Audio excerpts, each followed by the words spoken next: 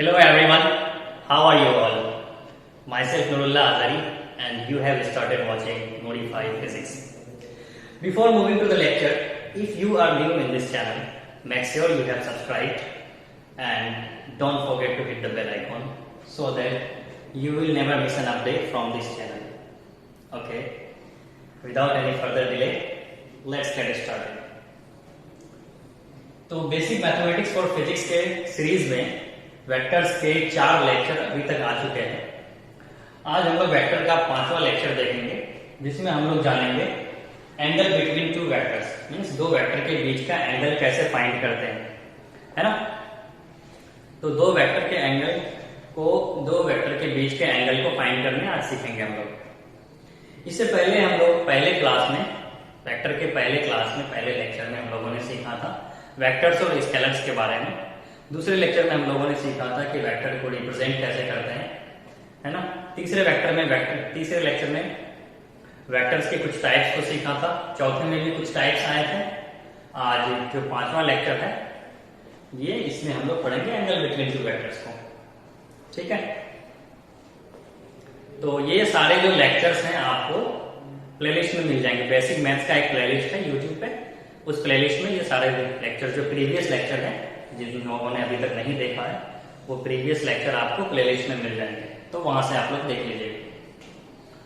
चलो, angle between two vectors को find करने के लिए, दो वेक्टर के बीच के एंगल को फाइंड करने से पहले हम लोगों को जानना चाहिए को इनिशियल वेक्टर के बारे में। को इनिशियल वेक्टर क्या होता है? को इनिशियल वेक्टर वो वेक्टर्स होते हैं जिनका इनिशियल पॉइंट कॉमन होता है ना।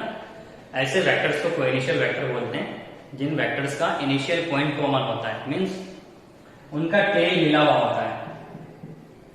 टू और मोर वेक्टर्स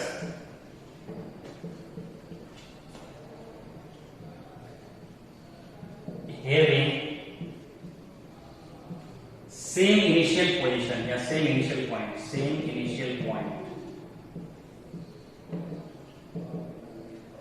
ठीक है। मान लिया कि कोई वेक्टर ए है, कोई वेक्टर बी है, कोई वेक्टर सी है, ठीक है। ये वेक्टर बी है, ये वेक्टर सी है। इन तीनों का जो इनिशियल पॉइंट है वो कॉमन है। मान लिया कि ये पॉइंट वो है। इनिशियल पॉइंट का मतलब जहां पे उन सारे वेक्टर्स का टेल मिलता हो। क्या मिलता हो? टेल यानी पूंछ। इन सारे वेक्टर का जो पूंछ है वो जिस जगह पे मिलेगा उसको हम लोग क्या बोलेंगे? इनिशियल पॉइंट बोलेंगे, है ना, ठीक है। ये तो हम लोग समझ गए कि कोइनिशियल वेक्टर किसको बोलते हैं। किसको बोलते हैं कोइनिशियल वेक्टर्स?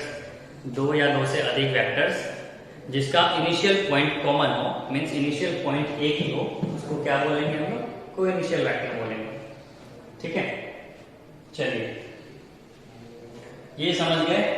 एंगल निकालने के लिए एक चीज और हम लोगों को समझना है पहले, ठीक है। तो बढ़ते हैं इसके तरफ। कोइनिशियल समझ गया हम लोगों ने, है ना, कि दो या दो से ज्यादा वेक्टर जिसका इनिशियल पॉइंट कॉमन हो उसको क्या बोलेंगे? कोइनिशियल वेक्टर्स बोलेंगे। इनिशियल पॉइंट कॉमन होने का मतलब है कि इनका पूंछ जो होगा, टेल जो होगा, वो एक ही जगह पे होगा, एक ही पॉइंट पे होगा, है ना। इसके बाद हम लोगों को जानना चाहिए फ्री वेक्टर्स को। फ्री वेक्टर या फिर फ्री वेक्टर प्रॉपर्टी बोल देते हैं उसको। Free vector property. तो फ्री वेक्टर प्रॉपर्टी क्या होती है? फ्री वेक्टर प्रॉपर्टी होती है कि जब दो वेक्टर हो, है ना, मान लिया कि ये कोई दो वेक्टर है, कोई वेक्टर ए है, कोई वेक्टर बी है ना।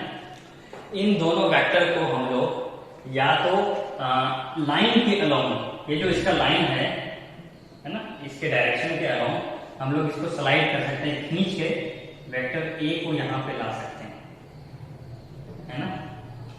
या फिर वेक्टर बी को या वेक्टर ए को ही या बी को ही पैरेलली जो है हम लोग पैरेलली उठा के शिफ्ट कर सकते हैं यहां पे, है ना। तो वेक्टर को या तो हम लोग उसके लाइन के अलोंग स्लाइड कर सकते हैं या फिर पैरेलली उसको शिफ्ट कर सकते हैं। इसी को बोलते हैं free vector property. Free vector property किसको बोलते हैं कि किसी भी वेक्टर को हम लोग उसके लाइन के अलोंग स्लाइड कर सकते हैं या फिर पैरेलली उसको हम लोग शिफ्ट कर सकते हैं। ठीक है, तो हम लोग इन्हीं दो प्रॉपर्टी का यूज करके अभी निकालेंगे एंगल बिटवीन टू वेक्टर्स। तो फ्री वेक्टर प्रॉपर्टी समझ गए आप लोग, है ना। चलिए तुम्हारे से नहीं डस्टर से मिटाएंगे।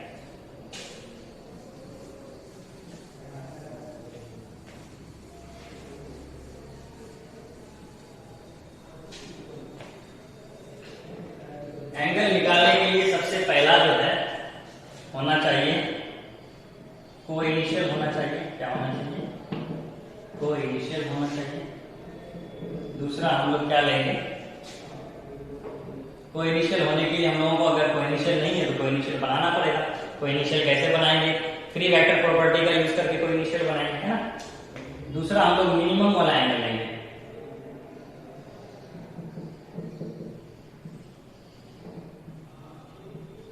Minimum angle is the angle between two vectors.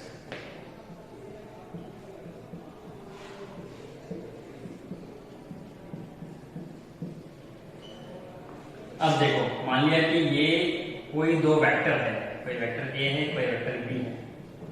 ये दोनों पहले से ही कोइनिशियल है, मींस इन दोनों का टेल एक ही जगह पे मिल रहा है, तो पहले से ही कोइनिशियल है। तो यहाँ पे दो एंगल बन रहा है। एक एंगल तो ये है, इसको थीटा मान, एक दूसरा एंगल ये है ना। तो हम लोगों को कौन सा एंगल लेना है? छोटा वाला एंगल लेना है, मिनिमम एंगल लेना है। एंगल बिटवीन टू वेक्टर कौन सा वेक्टर होगा, कौन सा एंगल होगा? छोटा वाला एंगल होगा, इसीलिए लिखा है। तो पहले क्या होना चाहिए? कोइनिशियल होना चाहिए।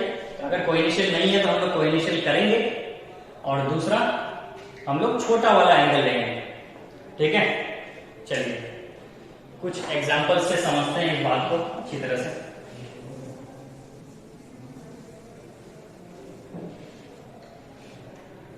मान लिया कि कोई वेक्टर ए इस तरह से है ना, और कोई वेक्टर बी कुछ इस तरह से है। अब बताना है कि एंगल बिटवीन ए और बी क्या होगा, है ना। क्वेश्चन में दिया हुआ है find angle between A and B, और ये एंगल जो दिया हुआ है हम लोगों को दिया हुआ है 120 डिग्री। कितनी दी हुई है? Find angle between vector A and vector B. तो क्या करेंगे हम लोग? सबसे पहले ए और बी को कोइनिशियल करेंगे। कोइनिशियल करने के लिए हम लोग क्या करेंगे? फ्री वेक्टर प्रॉपर्टी की यूज करेंगे, है ना। फ्री वेक्टर प्रॉपर्टी का यूज करेंगे तो क्या कर सकते हैं? इसको उठा के यहां पे शिफ्ट कर सकते हैं।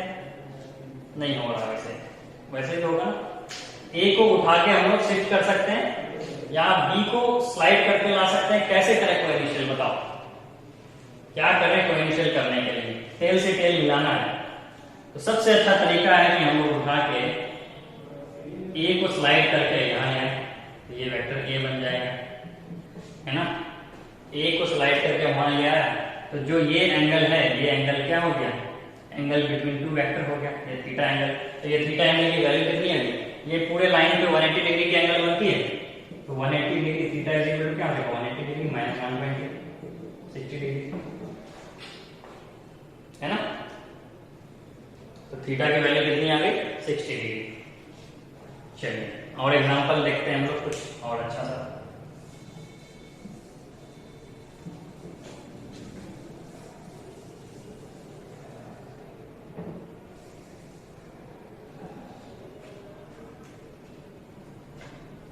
कोई ट्राइंगल है कुछ इस तरह से, ये वेक्टर ए है, ये वेक्टर बी है एंड ये वेक्टर सी है। मतलब तीन वेक्टर कुछ इस तरह से है कि एक ट्राइंगल को फॉर्म कर रहा है। ये एंगल 50 डिग्री है, ये एंगल 60 डिग्री है और ये एंगल 70 डिग्री है। कितनी है? तीनों को जोड़ के 180 हो रहा होगा, है ना। 180 डिग्री हो रहा होगा तीनों को जोड़ के, थोड़ा तीनों को जोड़ के 180 डिग्री हो रहा है, क्योंकि ट्राइंगल के तीनों एंगल का सम जो है 180 डिग्री होता है। तो क्वेश्चन कह रहा है एबीसी लिखा हुआ है, नहीं कोई जरूरत भी नहीं है एबीसी लिखने की। क्वेश्चन क्या कह रहा है कि find angle between vector A and B comma vector B and C and vector C and A. किस किस के बीच में एंगल निकालना है? ए और बी के बीच का एंगल निकालना है, बी और सी के बीच का एंगल निकालना है, और सी और ए के बीच का एंगल निकालना है। तो तुम लोग तो झट से निकाल लोगे, है ना। ए और बी के बीच का एंगल 70 डिग्री दिया हुआ है, बी और सी के बीच का एंगल 50 डिग्री दिया हुआ है, और सी और ए के बीच का एंगल 60 डिग्री दिया हुआ है। बता दिया ना? नहीं, यहाँ पे एंगल निकालने के लिए क्या करना पड़ेगा? पहले हम लोगों को सबसे पहले कोइनिशियल करना पड़ेगा। क्या करना पड़ेगा? दोनों वेक्टर्स को कोइनिशियल करना पड़ेगा। तो ये वेक्टर ए है, ये वेक्टर बी है, इसको कोइनिशियल करने के लिए क्या करेंगे हम लोग? ए को स्लाइड करते हैं सिंपली, ए को स्लाइड करके यहाँ लिया है, ये है ए। तो ये वाला एंगल होगा वेक्टर ए और बी के बीच का एंगल। तो ये कितना होगा? 180 डिग्री माइनस 70 मीन्स 110 डिग्री। तो ए और बी के बीच का एंगल कितना बना? 110 डिग्री। ठीक है। उसके बाद हम लोग क्या निकालेंगे? बी और सी के बीच का एंगल। तो बी और सी के बीच का एंगल को निकालने के लिए बी और सी को कोइनिशियल करना पड़ेगा। तो बी को आगे बढ़ा दे रहे हैं, ये वेक्टर बी आगे बढ़ चुका है। तो ये वाला एंगल क्या हो जाएगा? बी और सी के बीच का एंगल हो जाएगा। तो ये पूरे लाइन को 180 डिग्री बनता है। तो ये एंगल कितना हो जाएगा? 180 डिग्री माइनस 50 डिग्री मीन्स कितना? 100 एंड कितना हो जाएगा? हटाओ 130 डिग्री। ठीक है। ये वाले एंगल को निकालने के लिए क्या करें? कोइनिशियल। तो वेक्टर सी को आगे बढ़ाते हैं, स्लाइड करके वेक्टर सी को आगे बढ़ाते हैं। तो वेक्टर सी आगे, ये पॉइंट पे कोइनिशियल हो गया। ये वाला एंगल क्या हो जाएगा? सी और ए के बीच का एंगल 120 डिग्री। तो ये हुआ एंगल बिटवीन टू वेक्टर्स, है ना। ये जो दिया हुआ है देख के फटाफट से ये नहीं बता देना है कि 70 डिग्री, 50 डिग्री या 60 डिग्री, है ना। तुम्हें एंगल फाइंड करना है। तो एंगल कैसे फाइंड करेंगे हम लोग? सबसे पहले कोइनिशियल करेंगे, उसके बाद मिनिमम वाला एंगल लेंगे, है ना। क्लियर? ठीक है। और भी एग्जांपल ले सकते हैं, है ना। आप लोग और भी एग्जांपल सोचेंगे खुद से। ठीक है। तो आज के लेक्चर को यहीं पे फिनिश करते हैं।